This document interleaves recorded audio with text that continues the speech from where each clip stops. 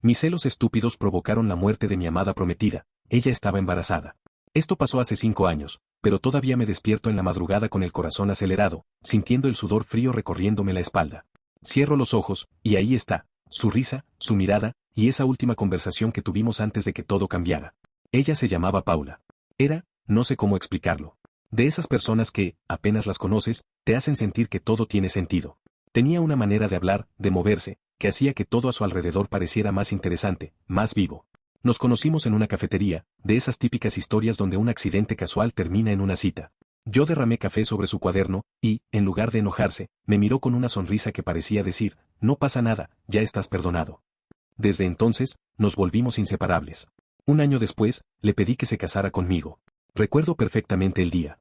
Estábamos en la playa, viendo el atardecer, y yo me arrodillé en la arena, con las palabras más cursis que pude haber dicho jamás. Ella lloró, y entre lágrimas, dijo que sí. Pensé que era el hombre más afortunado del mundo.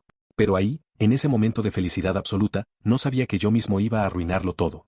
Porque, aunque no me guste admitirlo, siempre fui celoso. No ese tipo de celos que se ven románticos en las películas, no. Los míos eran como una sombra, siempre acechando, siempre buscando algo que no estaba ahí.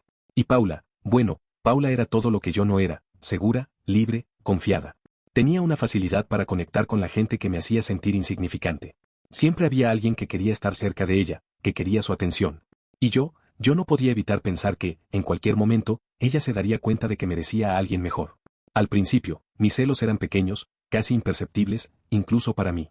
Si Paula hablaba con algún compañero de trabajo por más tiempo de lo que yo consideraba normal, me limitaba a hacer un comentario sarcástico. ¿Y qué tanto hablan tú y ese tal Javier? Parece que se llevan bastante bien, ¿no? Ella siempre se reía y me respondía algo como, por favor, no seas tonto, solo hablamos del proyecto. Es súper aburrido, créeme. Y yo dejaba pasar el tema, aunque por dentro seguía sintiendo esa punzada. Esa sensación de que, en cualquier momento, alguien como Javier podría robarme lo que más amaba. Con el tiempo, mis celos se volvieron más evidentes. Y no es que Paula me diera motivos para desconfiar, al contrario, ella siempre fue transparente conmigo. Pero mi cabeza se encargaba de crear historias, de llenar los huecos con cosas que ni siquiera existían. Recuerdo una vez, unos meses después de habernos comprometido. Estábamos en una fiesta con sus amigos, un grupo de gente que yo apenas conocía. Paula se veía espectacular esa noche, con un vestido rojo que le quedaba perfecto. Era imposible no mirarla. Lo noté, por supuesto, pero no fui el único. Cada vez que alguien se acercaba a hablarle, sentía como si me estuvieran retando. Y hubo uno en particular, un amigo suyo de la universidad, que no dejaba de rondarla. ¿Te das cuenta de cómo te mira ese tipo? Le dije cuando finalmente tuvimos un momento a solas. Ella suspiró, como si ya estuviera acostumbrada a mis comentarios. Es solo un amigo, amor. No exageres. Pero yo no podía dejarlo pasar. Durante toda la noche me dediqué a observarlos, a buscar señales de algo más. Cuando vi que él le tocaba el brazo mientras hablaban, sentí como la sangre me hervía. No dije nada en ese momento, pero la discusión llegó después, en el camino de regreso a casa. ¿Por qué tienes que ser tan amable con todo el mundo? Le solté, tratando de sonar calmado, aunque mi tono claramente era de reproche. Porque así soy, Sergio. ¿Qué quieres que haga? ¿Que me porte grosera para que tú te sientas mejor? Ese fue uno de los tantos pleitos que tuvimos por mis inseguridades. Paula siempre intentaba razonar conmigo, pero yo nunca escuchaba. En mi cabeza, estaba convencido de que mi desconfianza era justificada. Las cosas comenzaron a escalar cuando decidí instalar una aplicación en su teléfono sin que ella lo supiera. Una de esas que rastrean la ubicación. Lo hice en un momento de paranoia, después de que me dijera que iba a cenar con sus amigas del trabajo. Mi mente, por supuesto, se inventó que no era cierto, que probablemente estaba con algún Javier o amigo de la universidad. No pasó nada esa noche, pero la culpa de lo que había hecho no me dejó dormir. Aunque, para ser honesto, más que culpa, lo que sentía era miedo de que ella descubriera lo que había hecho. Y entonces llegó el día que lo cambió todo. Todo se salió de control una noche. Paula me había dicho que saldría a cenar con una amiga que no veía desde hacía años. Yo intenté actuar tranquilo, pero por dentro no podía evitar que mi mente se llenara de sospechas. Había algo en su tono, algo que me hacía pensar que no me estaba diciendo toda la verdad. Así que, como el cobarde que era, tomé el teléfono y abrí esa aplicación que había instalado en secreto.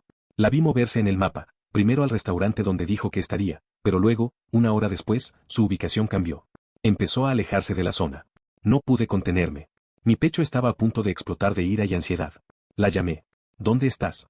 Pregunté, tratando de sonar calmado, aunque estaba lejos de estarlo. En el restaurante, Sergio. ¿Qué pasa? Su tono era normal, tranquilo, como si no tuviera nada que ocultar. Pero yo sabía que mentía. Lo sabía. ¿En serio? Porque no parece. Hubo un silencio incómodo al otro lado de la línea. ¿Qué quieres decir? No respondí. Simplemente colgué y me subí al auto. La aplicación mostraba su ubicación en una carretera a las afueras de la ciudad, un lugar que no tenía sentido para una cena con una amiga. Mi cabeza estaba llena de teorías, tal vez se había encontrado con alguien más, tal vez había mentido desde el principio. Tal vez. Pisé el acelerador como un loco. No veía nada más que la pantalla del teléfono y ese punto azul que me llevaba directo hacia ella. La encontré en una gasolinera. Estaba parada junto a su auto, con el teléfono en la mano. Me detuve bruscamente frente a ella, salí del auto y la enfrenté sin pensarlo. ¿Qué demonios haces aquí, Paula? ¿Con quién estás? Su expresión pasó de sorpresa a furia en cuestión de segundos. ¿Qué haces tú aquí? ¿Me estás siguiendo? Responde. ¿Con quién estás? Ella levantó las manos en un gesto de incredulidad. Estaba manejando a casa, Sergio. Mi amiga se fue temprano, así que decidí tomar otro camino para despejarme. Pero tú, claro, no puedes ni confiar en mí un segundo, ¿verdad? No sé qué fue peor, el hecho de que tuviera razón o mi incapacidad para reconocerlo en ese momento. ¿Y esperas que te crea? Le grité. Mi voz resonó más fuerte de lo que pretendía. Un par de personas en la gasolinera se giraron a mirar. Estoy harta de esto, Sergio. Paula estaba temblando, no de miedo, sino de rabia. Harta de tus celos, de tus inseguridades, de que no puedas ver lo que tienes frente a ti. No respondí. Solo la miré, tratando de procesar lo que acababa de decir. Pero, como siempre, el orgullo me ganó.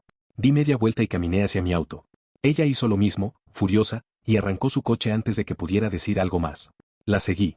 No sé por qué lo hice. Tal vez porque quería seguir peleando, o porque no soportaba la idea de que ella se alejara de mí sin más.